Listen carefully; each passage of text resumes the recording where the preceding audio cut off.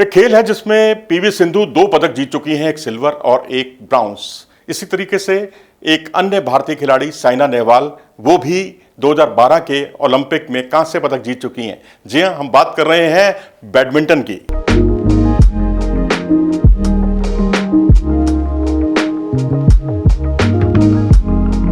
Badminton में इस बार 6 भारतीय खिलाड़ी अपनी चुनौती रखने वाले हैं, जिसमें सबसे बड़ी जो चुनौती है पीवी सिंधु से भी बढ़कर, जी हां, वो है सात्विक साईराज रैंकीरेड्डी और चिराग शेट्टी की जोड़ी की, जो डबल्स में दुनिया की नंबर 1 जोड़ी है। और इस जोड़ी ने कमाल का प्रदर्शन किया है पिछले कुछ वर्षों में। अगर आप मलेशियन ओपन देखेंगे, इंडिया ओपन देखेंगे, दोनों में ये जोड़ी फाइनल में हारी। एक तरह से अलार्मिंग बेल थी इनके लिए, लेकिन फाइनल तक का इन्होंने सफर तय किया। लेकिन इसके बाद जो 2 बड़े टूर्नामेंट्स आए, वहां चाहे वो फ्रेंच ओपन हो, चाहे वो थाईलैंड ओपन हो, दोनों में इन्हें स्वर्णिम सफलता हासिल हुई। एक मौके पर इन्होंने ताइपाई की जोड़ी को हराया, एक अन्य मौके पर इन्होंने चीन की जोड़ी को हराया। तो इससे आप अंदाजा लगा सकते हैं कि अब वो बहुत रिदम में आ गए हैं, और ये ईश्वर करे इनकी रिदम जो है ऐसे ही बनी रहे। सात्विक साईराज रैंकीरेड्डी जो है वो तेज तरार सर्विस के लिए, तेज तरार शॉट्स के लिए जाने जाते हैं। एक उनका झनाटेदार शॉट जो है Guinness book of world record में भी जो है चर्चा का विषय बना है, उसमें भी जगह बनाने में कामयाब हो पाया है। इसके अलावा अगर हम बात करें सिंगल्स की, तो लक्ष्य सेन से भारत को बहुत उम्मीदें हैं। लक्ष्य सेन जो कि वर्ल्ड चैंपियनशिप के मेडलिस्ट हैं, थॉमस कप के भी भारत के जो जीतने वाली टीम के वो वहां सदस्य रहे।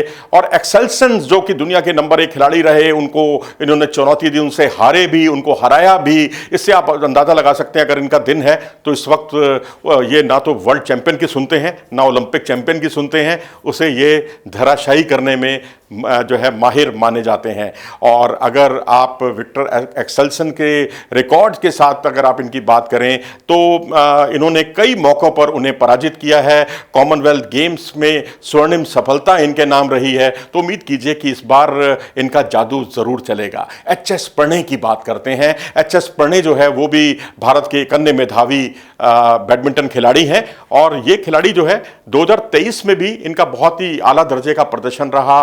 और अगर आप देखेंगे तो स्विस ओपन हो या फिर मलेशियन ओपन हो, स्विस ओपन में तो ये दूसरे नंबर पर रहे थे, लेकिन मलेशियन मास्टर्स में ये स्वर्णिम सफलता हासिल करने में कामयाब रहे।